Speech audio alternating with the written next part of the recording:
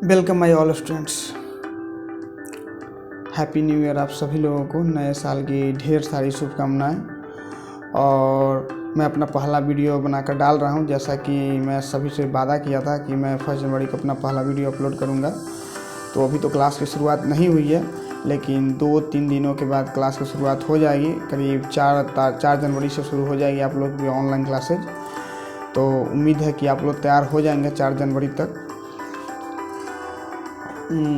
तो हम लोग तो फ़िलहाल अभी 1 जनवरी की बात 1 जनवरी के बारे में बात कर रहे हैं, तो उसमें थोड़ा हंस बोल लेते हैं, बात कर लेते हैं। तो कल तो 1 जनवरी है, तो हम लोग सेलिब्रेट करेंगे कल।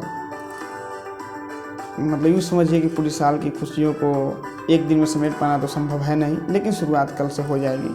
और आशा रहेगी कि आप लोग पूरा साल खुशीपूर्वक बीते, आनंदपूर्वक बीते और अपने शिक्षा के क्षेत्र में कुछ अच्छा कर सकें, ऐसी कामना है हमारी।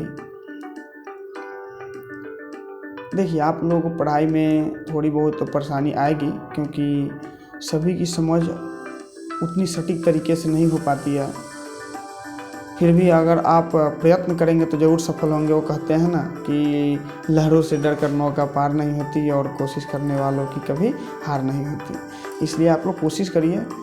पढ़ाई उतना कठिन नहीं है जितना कि आप सभी छात्रों को या फिर हमें भी पहले लगता था। पढ़ना बहुत ही आसान कार्य है।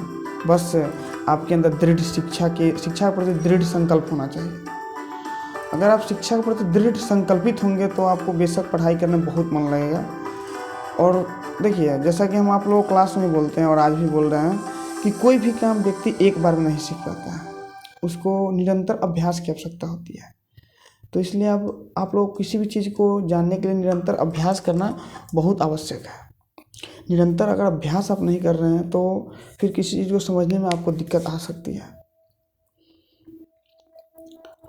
कोशिश करिए कि किसी भी टॉपिक को, जैसे क्लास में डिस्कस हो रही है, तो वहाँ घर पे जाकर आप उसको फिर से तुरंत एट ए टाइम, जैसे क्लास से गए घर पे तो तुरंत पैर हाथ धोकर अपना फ्रेश हो जाइए और फिर अपने कार्य में संलग्न हो जाइए, तो उसका बेनिफिट आपको मिलेगी। लेकिन ऐसा होता नहीं है। यहाँ पे ऐसा होता है कि लड़के पढ़ कर गए और फिर किसी काम में जुट गए, फिर जो क्लास में उसको होमवर्क मिला उसके दिमाग में मतलब कुछ रहता नहीं है, जिस कारण बच्चा धीरे धीरे सिलेबस के अकॉर्डिंग आगे नहीं बढ़ पाते हैं। तो ये सबसे बड़ी समस्या है। आशा है कि नए साल में आप लोग इस पर फोकस करेंगे और इसमें सुधार लाएंगे। मैं भी प्रयत्न करूँगा कि अपने तरफ से जितना हो सके आप लोगों की मदद करें, और कोशिश करेंगे कि मदद करने का परिणाम भी हमें मिले, देखने को मिले आप लोगों में बदलाव। क्योंकि गांव में शिक्षा का स्थिति बहुत ही ख़राब हो चुकी है। मतलब जो आज के समय में, ऐसा नहीं कि यहाँ पे शिक्षा नहीं है, शिक्षित व्यक्ति नहीं है, यहाँ पे सब कुछ मौजूद है, लेकिन आज के वर्तमान समय में जैसी शिक्षा चाहिए शायद वैसी शिक्षा की कमी हो रही है। हमें कहीं ना कहीं इस चीज़ पे हमको सोचना होगा।